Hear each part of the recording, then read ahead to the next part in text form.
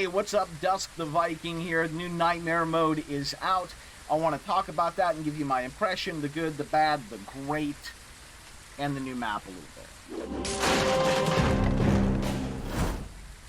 Alright, so real quick, I would give you a tour of the map, but I got a heavy rain map and it's super noisy. So we'll just take a gander at it here. There are some fun little Easter eggs out there. In fact, if you take a peek out here, there is something in the distance. But first off, why don't we talk about the really good? Probably the highlight of the patch is a feature that appears on Professional and Nightmare mode, and that's that the ghost will periodically change its room. This has done something amazing for Phas. What happens now, instead of running around the map, finding the ghost room, and then just piling all your gear in there until you find all the clues, you actually need to deploy sound gear, you have to deploy motion trackers, and you would benefit greatly from having a van tech sit in here and keep track of the ghost's movements. You will lay out your equipment often across the map. You will cast wide nets. And basically what you do is like a real investigation of a haunted site. This has brought Phasmophobia completely to life if you're playing on Professional or Nightmare mode.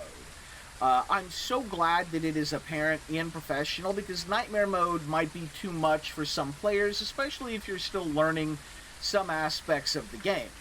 Well, Professional is still going to offer a really nice challenge, and it's still going to have this feature, and it's going to play out like an investigation. And if you're playing with friends, not solo, but with a group of friends, it's so much fun. This is like the most fun I've had in Phas in forever. And, like, to give you an idea, I actually played Phasmophobia by myself off stream just for fun a little bit last night. I haven't done that in like 8 months. So that should tell you a little bit about the state of the game. Now, it's not perfect, though. There are definitely some issues and problems, but it's only a 3-man dev team, so, you know, of course they weren't going to get it perfect. And, you know, there were going to be some issues, and we'll go over what those are. But first, let's touch on a few more of the really awesome changes. Random weather, super cool. Especially on an outdoor map like the campground here. That's really impactful in the way the game plays out. With heavy rain, candles are not a mechanic we really get to utilize very much here, so that weighs in as a factor. Also, on Nightmare mode, the ghost can chain kill. Not chain hunt, chain kill. When a ghost kills a player, the hunt continues. And not only does it continue, it gets increased duration. So a ghost can easily kill all 4 players in a single hunt, especially if they're clustered together. And this can lead to terrifying, but also hilarious scenarios. Here's a clip from yesterday's stream. Uh-oh.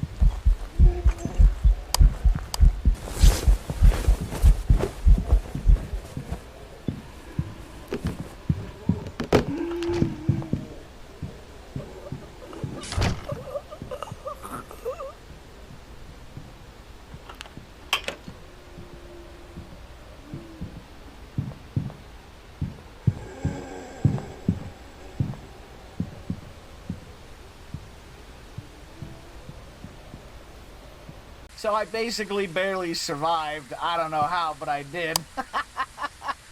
And it was it was just hilarious and awesome all at the same time. And of course, there's a lot of other little changes in there that are pretty good. I'll put a link to the patch notes in the description. You can read over them in detail to see all the other smaller changes, but these are the big attention grabbers that I think people should be aware of. Now let's talk about some of the drawbacks and some of the things that I feel like they messed up on a little bit. One of those does have to do with the weather. If you're playing on campground and you get heavy fog, you can't see ghost orbs. And if you're playing on nightmare mode, you only get 2 pieces of evidence. And if one of those was ghost orbs, now you're down to 1 evidence. So then you have to figure out ghost behavior. And if any of your ghosts are sanity based, well, you don't have a way to measure sanity. So that behavior is also not going to be something you can observe. And yeah, so that creates a few, not very many, but there are a few situations that will pop up where it's not possible for you to solve the case. You will have to guess at the end. And that sucks all the challenge and difficulty out of it, because when you're just throwing a random guess, anybody can do that. Anybody can flip a coin. A 5-year-old kid can flip a coin and say heads or tails. So the game does fall apart in a few of those scenarios. But thankfully, they're pretty rare. For the most part, you're good to go. So that's not too bad. The other weird thing that happens is that on Nightmare Mode, if you play solo, it's really easy. And I know that doesn't make any sense, but here's the reason. If you're playing Nightmare Mode, then you're playing for keeps. You're giving it all you've got. Well, if you're a solo player who's a veteran, and you're going to be a veteran if you're playing Nightmare Mode, you already know how to preserve your sanity. So you're going to be using candles and all those tricks, staying in the light, and all that. Plus, you've got all 4 sanity pills to yourself. And even though they don't give you very much sanity on Nightmare Mode, if you're also preserving your sanity, it's plenty enough. And you're probably going to be pretty good at finding clues. And for the most part, you're going to walk all over Nightmare Mode as a solo player. And it's going to be anticlimactic and kind of boring. My first few games of the day when the patch first dropped were solo, and we were a little mortified on stream where we're like, oh my god, this is just professional but with extra steps. And I was really disheartened, and I was like, no, this can't be it. So I'm like, well, I'll get a team in here and we'll play with a group of people and maybe we'll have fun. Well, what happened when we got a group of people in is that not everybody will always perfectly manage their sanity. Things get a little messier, ghost events have a higher chance of snagging somebody's sanity, and there's going to be at least one person that has their sanity drop without realizing it. Then, the potential of getting blindsided by a hunt are much higher than they were before. That makes things messy. Also, you now have to share the sanity pills. So, long story short, don't play Nightmare Mode solo. Play any of the other difficulties solo. But Nightmare Mode, if you're trying to have fun and enjoy the game, play it with a group.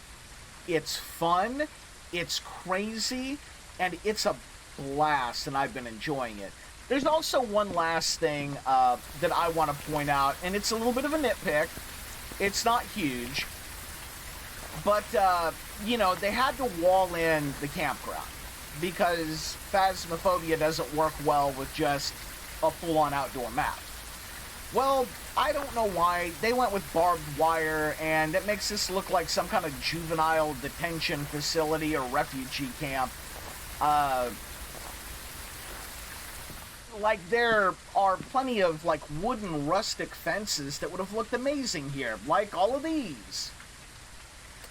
So, I don't know why they went with that. It kind of ruins the map a little bit. Not a lot, but boy, it could have looked a lot better. Again, it's a pretty minor nitpick. I'm not going to give them too much trouble over it. But anyway, that's my basic thoughts on the Nightmare Mode, what you can expect, the good, the bad, and the great. Overall, it definitely gets 2 thumbs up. I'm excited to play the game again. I'm still looking forward to Phantom Hysteria, though, don't get me wrong. That game looks fucking awesome. But this is also incredible, so welcome back, everybody. Hell yeah.